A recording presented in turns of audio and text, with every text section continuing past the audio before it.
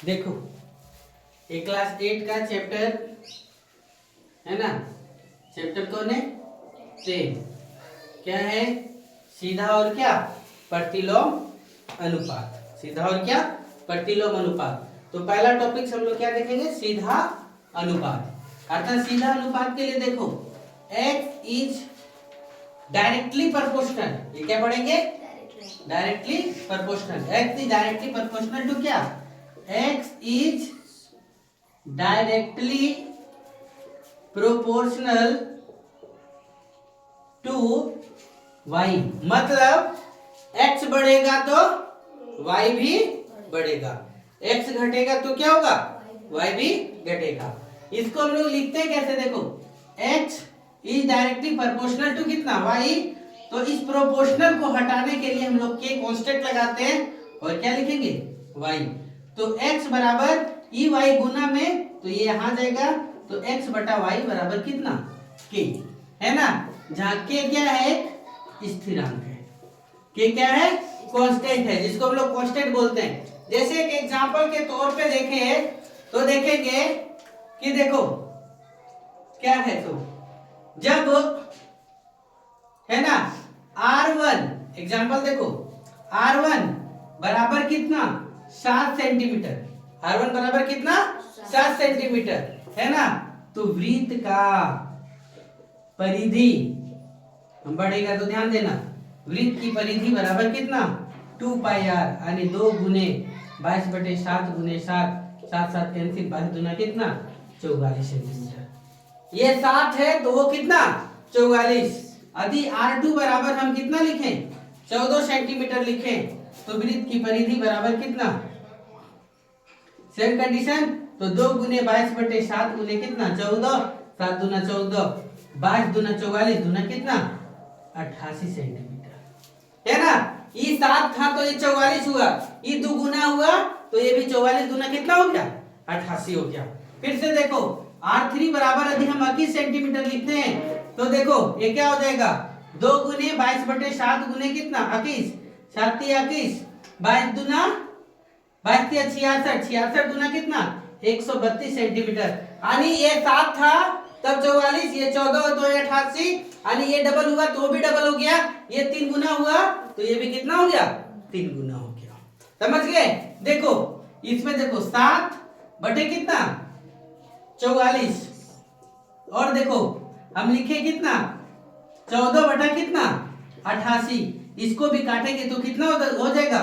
2 सती 14, 2 44, यानी 7 बटा कितना? 44। इसको भी काटेंगे, देखो 21 और ये कितना? 132, 3 सते 100, 3 सते 21 और 3 चौक 12, 3 चौक 12 और फिर 3 चौक 12, यानी 7 बटा 44। देखो ये भी 7 बटा 44 आया, ये भी 7 बटा 44 और ये भी 7 बटा 44, यानी ये बढ़ा तो वो भी क्या हुआ? बढ़ा। यदि ये गुना बढ़ा तो ये भी गुना, ये 2 गुना बढ़ा तो वो भी कितना? 2 गुना, ये 3 गुना तो वो भी कितना? 3 गुना। इसको मतलब हम लोग क्या कहेंगे? ये क्या है? डायरेक्टली प्रोपोर्शनल है। समझ में आया? इस प्रकार से नोट करेंगे इसको। देखो क्या है, तो अभी 16 पेंसिल का मूल्य कितना? 64 रुपया।